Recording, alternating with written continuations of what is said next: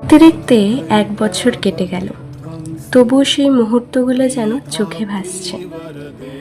গতবারে দুর্গাপুজোর সেই আলোর ঝলক, ঢাকের বাজনা আর মায়ের আগমন সব কিছু আজও মনকে ভরিয়ে তোলে।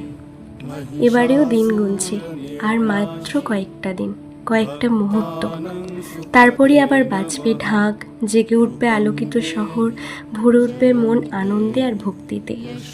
পুজো মানে শুধু উৎসব নয়, এটা আনন্দের আবেগ।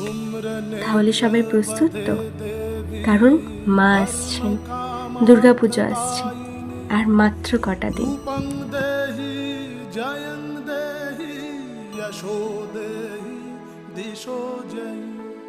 रक्तबीज वधे देवी चण्डमुण्ड विनाशिनी रूपं देहि जयं